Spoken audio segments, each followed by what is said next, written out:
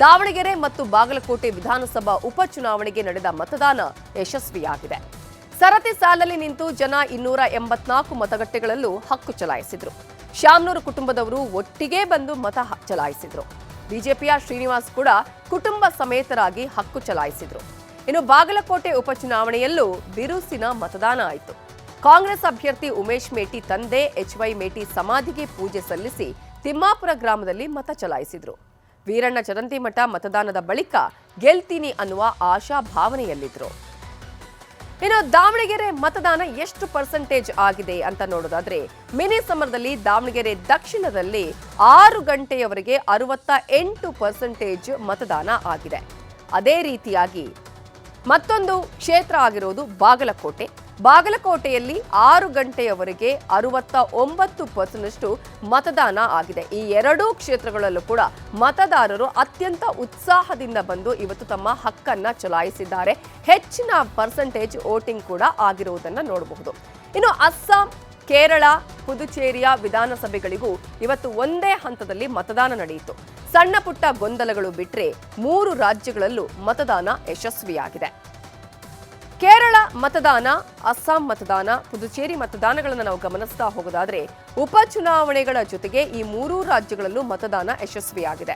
ಮೇ 4ಕ್ಕೆ ಎಲ್ಲ ಅಭ್ಯರ್ಥಿಗಳ ಭವಿಷ್ಯ ಏನು ಅನ್ನೋದು ಗೊತ್ತಾಗಲಿದೆ.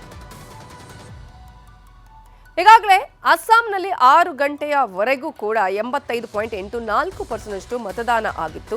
ಕೇರಳದಲ್ಲಿ 78% ಜನ ಮತದಾನವನ್ನ ಮಾಡಿದ್ದಾರೆ. ಪುದುಚೇರಿಯಲ್ಲಿ 90% ಹಕ್ಕು ಚಲಾವಣೆ ಮಾಡಿದ್ದಾರೆ. ಈ ಮೂಲಕ ರಾಜ್ಯದ ಜೊತೆಗೇನೆ 3 ರಾಜ್ಯಗಳಲ್ಲೂ ಕೂಡ ಇವತ್ತು ಅತ್ಯಂತ ಉತ್ಸಾಹದಿಂದ ಮತದಾರರು ಬಂದು ತಮ್ಮ ಹಕ್ಕನ್ನ ಚಲಾಯಿಸಿದ್ದಾರೆ. 85.61%ನಷ್ಟು ವೋಟಿಂಗ್ ಆಗಿದೆ. ಅಸ್ಸಾಂನಲ್ಲಿ ಸಂಜೆ 6 ಗಂಟೆಯವರೆಗೂ ಕೂಡ ಅಲ್ಲಿ ಮತದಾನ ನಡೆದಿದ್ದು, ಅಲ್ಲಿ ಅತ್ಯಂತ ಉತ್ಸಾಹದಿಂದ ಮತದಾರರು ಮತದಾನವನ್ನ ಮಾಡಿದ್ದಾರೆ. ಕೇರಳದಲ್ಲಿ ಸಂಜೆ 6 ಗಂಟೆವರೆಗೂ ಬಂದಿರುವ ಲೆಕ್ಕದ ಪ್ರಕಾರ 78.22% ವೋಟಿಂಗ್ ಕೂಡ ಆಗಿದೆ. ಅಲ್ಲೂ ಕೂಡ ಮತದಾರರು ಈ ಬಿರು ಬಿಸಿಗೆಯನ್ನು ಕೂಡ ಲೆಕ್ಕಿಸದೆ ಮತವನ್ನ ಚಲಾಯಿಸಿದ್ದಾರೆ. ಇನ್ನು ಪುದುಚೇರಿಯಲ್ಲಿ ಸಂಜೆ 6 ಗಂಟೆವರೆಗೂ ಬಂದಿರುವ ಲೆಕ್ಕಾಚಾರದ ಪ್ರಕಾರ 89.87% ವೋಟಿಂಗ್ ಆಗಿದೆ. ಅಲ್ಲೂ ಕೂಡ ಅಷ್ಟೇ ಅತ್ಯಂತ ಉತ್ಸಾಹದಿಂದ ಮತದಾರರು ತಮ್ಮ ಹಕ್ಕನ್ನ ಚಲಾಯಿಸಿದ್ದಾರೆ. ಇನ್ನು ಮೇ ವಿಚಾರದಲ್ಲಿ ನಾವು ಗಮನಿಸಿದ್ರೆ, ಈ ಒಂದು ಚುನಾವಣೆಯ ಫಲಿತಾಂಶದಲ್ಲಿ ಏನಾಗತ್ತೆ ಅನ್ನುವಂತಹ ಕುತೂಹಲ ಕೂಡ ಇದೆ.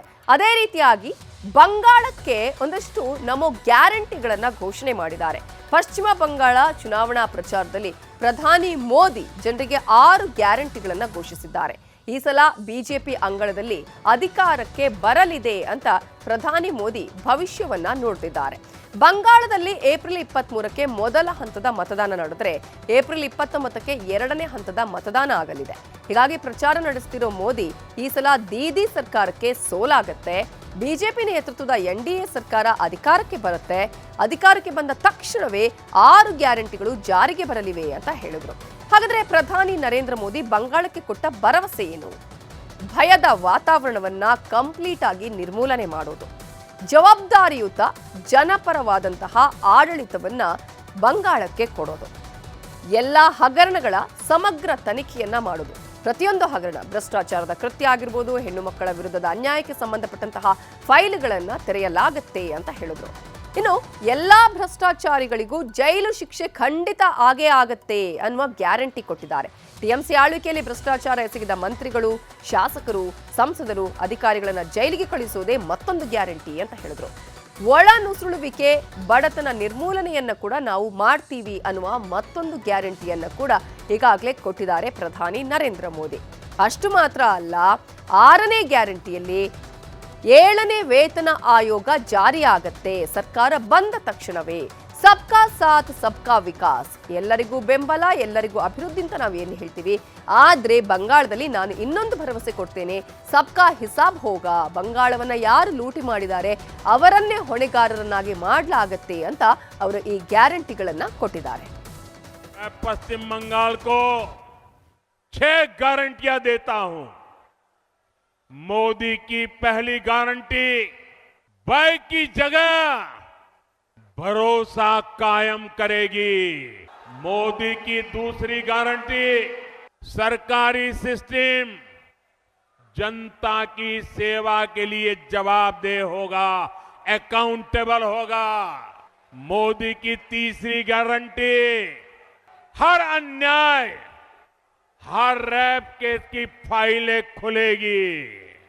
मोदी की चौथी गारंटी टीएमसी के राज में जिसने भी करप्शन किया है उसकी जगह जेल में होगी। मोदी की पांचवी गारंटी जो शरणार्थी हैं उन्हें संविधान के तहत हर हक मिलेगा। साथियों, मोदी की छठी गारंटी बंगाल के सभी सरकारी कर्मचारियों, बीजेपी सरकार बनते ही यहां 7th पे कमीशन लागू करवाएंगे, ये हमारी गारंटी है।